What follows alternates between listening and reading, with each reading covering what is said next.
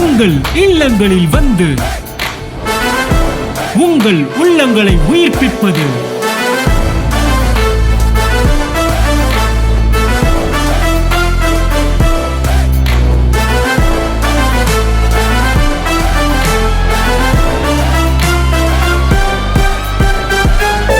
உங்கள் channel DJ.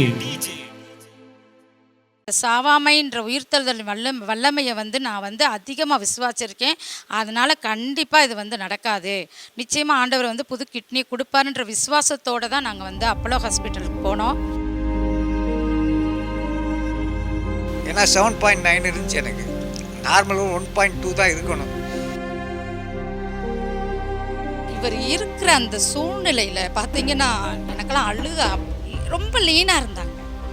சாப்பாடை நினைச்சு அழுகுறாருங்க. என்ன சாப்பிட முடியும்?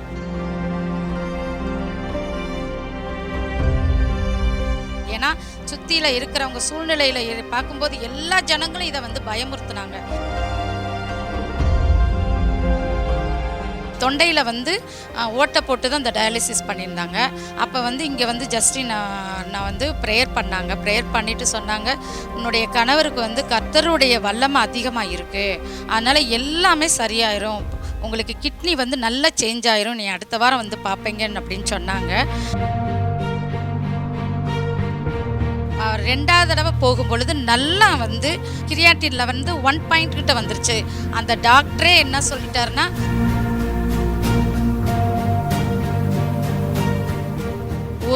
ஒருத்தவங்க காதில் கம்ப்ளீட் ரெஸ்டரேஷன் அப்படின்னு ஒரு ஆண்டவர் பேசுகிறாரு. அது நிச்சயமாக உயிர்த்தெழுதலின் வல்லமை இறங்குது. அதில் ஒரு வார்த்தை சொன்னீங்க, யாக்கோப்பா நீங்கள் போய் இஸ்ரவேலா திரும்பி வருவீங்க.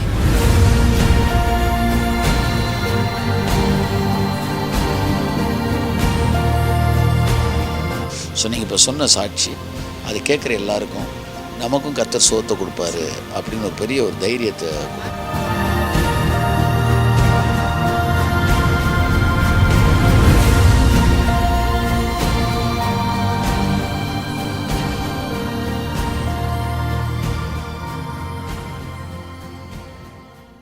கர்த்தருக்கே மகிமை உண்டாவதாக. ஆண்டவர் எனக்கு செய்த ஒரு பெரிய அற்புதத்தை இப்போ நான் சொல்ல போகிறேன்.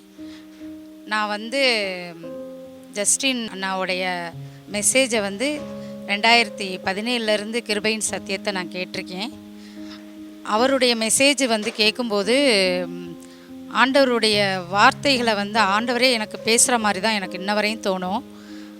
ஆவிக்குரிய சத்தியத்தில் அதிகமாக நான் அதை ப்ரேயரில் உணர்வேன். அவருடைய ப்ரெசன்ஸை அதிகமாக நான் உணர்வேன். இப்போ ஒரு 5 வாரத்துக்கு முன்னால் என்னுடைய கணவருக்கு யூரினல் இன்ஃபெக்ஷன் வந்துருச்சு. யூரின் போகாமல் ஸ்டாஃப் ஆயிடுச்சு. அப்போ நாங்கள் போய் ஆஸ்பத்திரிக்கு போய் நாங்கள் ட்ரீட்மெண்ட் பார்க்கும் பொழுது அப்போ சொன்னார், கிட்னி நல்லா பிரைட்டாக இருக்குது, ஆனால் அந்த கிட்னியோட அந்த பார்டரில் ஒரு சதை மாதிரி வளர்ந்துருக்கு அப்படின்னு சொல்லி சொன்னாங்க. அப்போ அந்த டாக்டர் சொன்னாங்க, அதுக்குரிய அந்த ட்ரீட்மெண்ட் எடுத்து அந்த யூரினை வெளியேற்றிட்டாங்க. வெளியேற்றிட்டு 3 வாரம் அந்த டியூப் மூலமாக அந்த வெளியேறி அது வெளியே ஏறி சரியாயிருச்சு.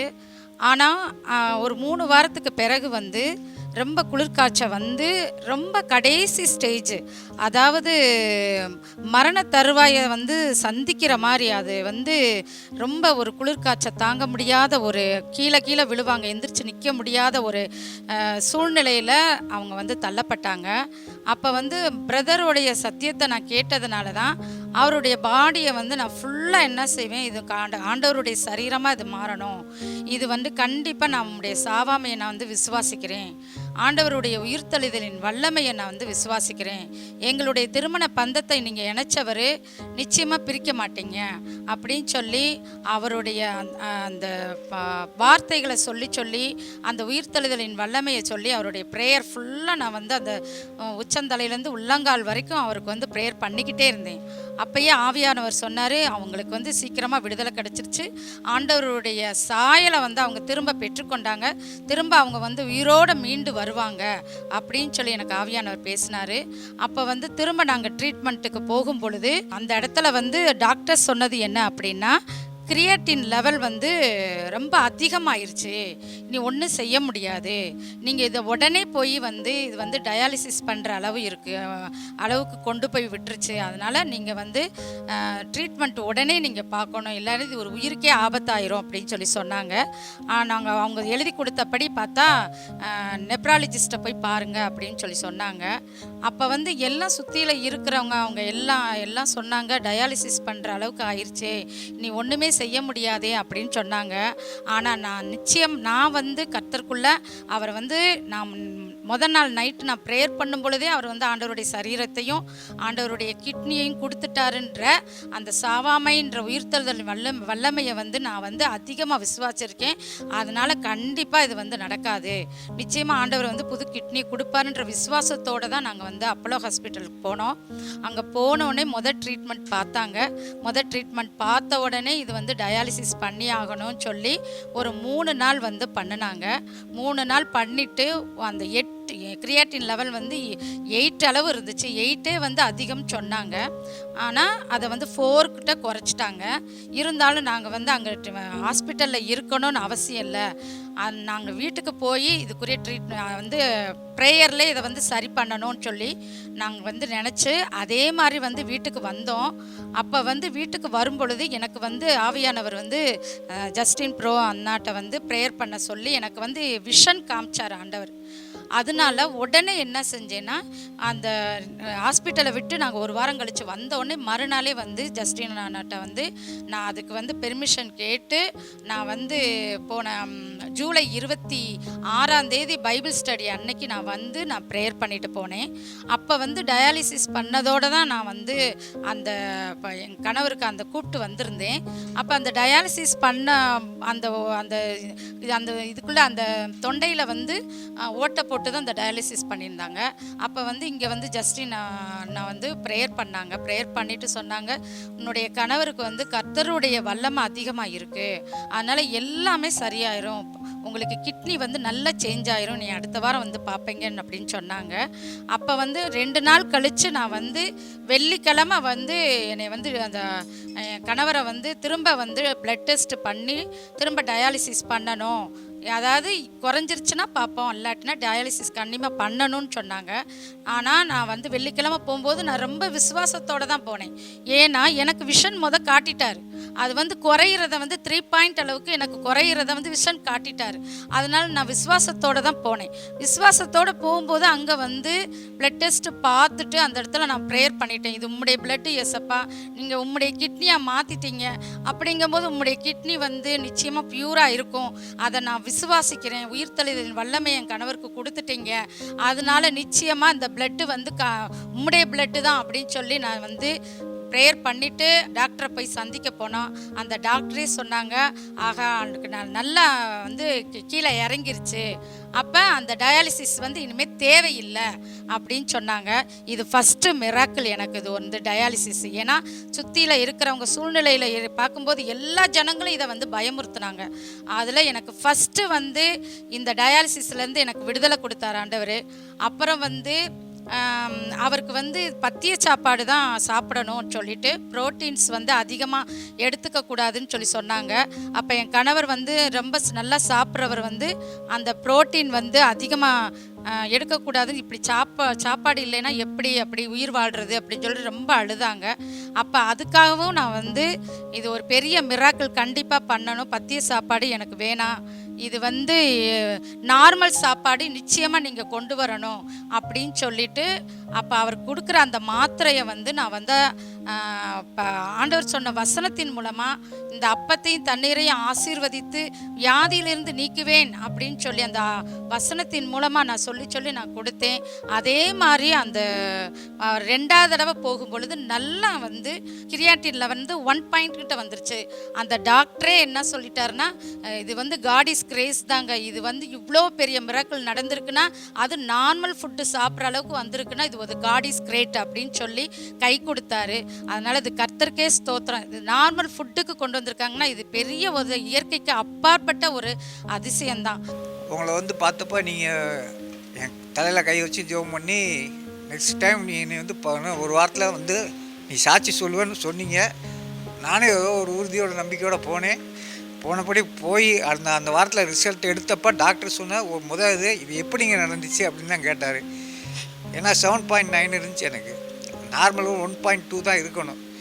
எனக்கு இவ்வளோ அப்புறம் 3-4க்கு வந்துச்சு, அப்புறம் கூடிச்சு குறைஞ்சி இப்போ 1.5க்கு வந்துருச்சு எனக்கு. அதனால் அது ஒன்றும் பெருசு கிடையாது. ஒன்று நார்மல் ஆகிட்டீங்க. நீங்கள் உங்களுக்கு நார்மல் லைஃப் நீங்கள் முன்னாடி எப்படி என்ஜாய் பண்ணீங்களோ உங்கள் ஏஜையும் மாறிடுச்சு, நீங்கள் போங்க அப்படின்னு உங்களுக்கு எப்படி அவருக்கே ஆச்சரியம் எப்படி வந்துச்சுன்னு தெரியல அப்படின்னாரு. எனக்கு ரொம்ப பைசலாம். அந்த 40 days ப்ரேயரில் வந்து எனக்கு வந்து அப்பப்போ தான் வருவேன். நான் ஸ்கூல் விட்டு வர்றதுனால அதை அட்டன் பண்ண முடியாது. அப்போ வந்து எனக்கு ஜஸ்டினா நான் வந்து நீங்கள் பேசுகிறது வந்து ஒருத்தவங்க காதில் வந்து கம்ப்ளீட் ரெஸ்டரேஷன் அப்படின்னு ஒரு ஆண்டவர் பேசுகிறாரு. அது வந்து நிச்சயமாக உயிர்த்தெழுதலின் வல்லமை வந்து இறங்குது. அதில் ஒரு வார்த்தை சொன்னீங்க, யாக்கோப்பா நீங்கள் போய் இஸ்ரவேலாக திரும்பி வருவீங்கன்னு. எனக்கு இது இப்போ இன்னமும் பிள்ளை இருக்குது. அது எனக்கு அப்படியே என்ன செஞ்சேன்னா, அந்த இடத்துல வந்து நீங்கள் பண்ணும்போது அவர் அங்கே உட்காந்துருந்தார். நான் உள்ள ரூமில் தான் ப்ரேயர் பண்ணுவேன். அப்போ எனக்கு ஆண்டவருடைய கரம் வந்து அவர் மேலே இருந்துச்சு. அடுத்த தடவை நீங்கள் போகும்போது இந்த நார்மல் ஃபுட்டுக்கு கொண்டு வருவார்ன்ற விசுவாசம் எனக்கு இருந்துச்சு. அப்போ அந்த கம்ப்ளீட் ரெஸ்டரேஷன் என்பது புது மனிதனை எனக்கு ஆண்டவர் கொடுப்பாருன்ற நம்பிக்கை எனக்கு நீங்கள் அப்போ அந்த பேசுனது என் காதில் தான் வந்துச்சு. அப்போ அந்த வாரம் நான் போகையில் 2 point கிட்ட வந்துருச்சு. நார்மல் ஃபுட்டு எல்லா நாளும் அது வந்துங்க இவர் இருக்கிற அந்த சூழ்நிலையில் பார்த்தீங்கன்னா எனக்கெல்லாம் சாப்பாடை நினச்சி அழுகிறாருங்க. என்ன சாப்பிட முடியும்? ரொம்ப லீனாக இருந்தாங்க. சாப்பாடு இல்லாமல் அதுக்கு நார்மல் சாப்பாடு அப்படின்னு சொல்லும்போது அதுதான் எனக்கு வந்து ரொம்ப இது பெரிய மிராக்கிள் தான். இது இயற்கைக்கு அப்பாற்பட்ட ஒரு இது. புதுசாக உங்களுக்கு ஏஜ் எல்லாமே ஆயிடுச்சு. நீங்கள் புதுசாக ப்ரொடியூஸ் பண்ணாப்புல போன லைஃப்பை நீங்கள் என்ஜாய் பண்ணுங்கள் அப்படின்னு சொல்லி தான் அவர் சொன்னார். டாக்டர் சொன்னது அதான். போன லைஃப் இருந்து எப்படி இருந்தீங்களோ அதே மாதிரி என்ஜாய் பண்ணுங்கள், சாப்பாட்லேயும் சரி எல்லாத்துலேயும் சரி அப்படின்னு சொல்லி சொன்னாங்க. ரொம்ப இந்த சாட்சி வந்து எத்தனையோ பேர் கிட்னியில் பிரச்சனையில் இருப்பாங்க, அஃபெக்ட். ஸோ நீங்கள் இப்போ சொன்ன சாட்சி அது கேட்குற எல்லாருக்கும் நமக்கும் கர்த்தர் சோத்தை கொடுப்பாரு அப்படின்னு ஒரு பெரிய ஒரு தைரியத்தை கொடுக்கும். மறுவாரம் நான் வந்து சொல்லணும்னு தான் நான் இருந்தேன். மறுவாரம் வரணும். நீங்கள் மலேசியா போயிட்டீங்க, நான் கேட்டுக்கிட்டே இருப்பேனே. அப்போ வந்து எனக்கு பேசிட்டார், நீங்கள் கிவிங் வந்து உங்களுடைய சேமிப்புலேருந்து நீங்கள் கொடுக்கணும்னு சொல்லி. அது எனக்கு டச் ஆச்சு. இவர் எனக்கு பாக்கெட் மணி கொடுக்கும்போது அந்த ஒரு இதில் நீங்கள் அந்த இது எனக்கு இருந்துச்சு. அப்போ நான் எடுத்து வச்சுட்டேன். அப்போ எடுத்து வச்சுட்டு உங்களுக்கு கொடுக்கணும்னு நினச்சி வரும்போது நீங்கள் அங்கே போயிட்டீங்க, அதனால் நான் வரலை. ஆனால் அதை எடுத்து வைக்க சொன்னார் பாருங்களேன். அந்த நினைப்பே வந்து உங்களுக்கு ஒரு அற்புதம் செய்யும் சொன்னீங்களா. அப்போ வந்து நாங்கள் ஹாஸ்பிட்டலில் வந்து இவருடைய மோதிரத்தை வந்து நாங்கள் தொலைச்சி மிஸ் பண்ணிட்டேன். மோதிரத்தையும் நான் பர்ஸில் வச்சுருந்தேன், எவ்வளோ பணம் வச்சுருந்தேன்றது மிஸ் பண்ணிட்டேன். அது 1 மாதம் ஆயிடுச்சு. அப்போ வந்து இதை நீங்கள் அந்த அந்த நினைப்பு இருக்கு பாருங்களேன், அதை எடுத்து வச்சுட்டேன். உங்களுக்கு எவ்வளோ ஆண்டவர் பேசினாரோ அதை வந்து உங்கள் கையில் கொடுக்கணுன்னு தான் எனக்கு விசன் வந்துச்சு. அதை நீங்கள் என்ன டிசைட் பண்ணுறீங்களோ அது போட்டுக்கலான்னு சொல்லி. அப்போ அந்த பணத்தை எடுத்து வைக்கிறேன். நான் தொலைஞ்சு போன அந்த பொருள் நான் வாழ்க்கையில் நான் இதை விட்டு கடந்து போனாலும் பார்க்க முடியாத இடத்துல ஏதோ ஒரு மனநிலையில் இவருக்கு இப்படி இருக்கேன்னு நினச்சி அந்த இதை கொண்டு போய் எங்கேயோ வச்சுருக்கேன்.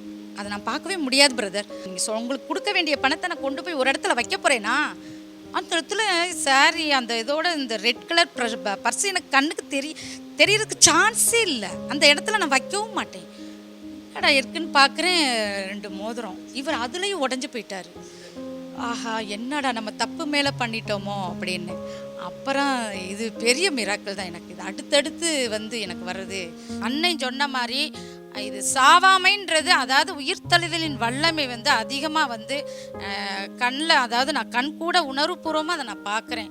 அதனால் இதை கண்டிப்பாக வந்து ஆண்டவருடைய மகிமையை சொல்லணும்னு நினச்சி தான் இன்றைக்கி நான் சாட்சி சொல்கிறேன். கர்த்தருக்கே மகிமை உண்டாவதாக. இது வந்து இவ்வளோ தான் சொல்லியிருக்கேன். இது வந்து பெரிய மிராக்கிள் தான். ஆனால் நிறையா நடந்திருக்கு பிரதர்.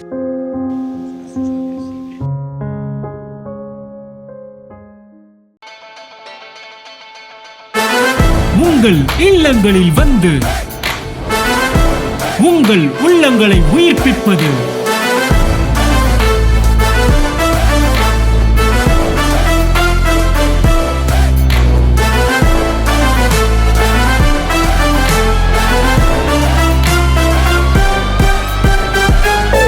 உங்கள் சேனல் டிஜே.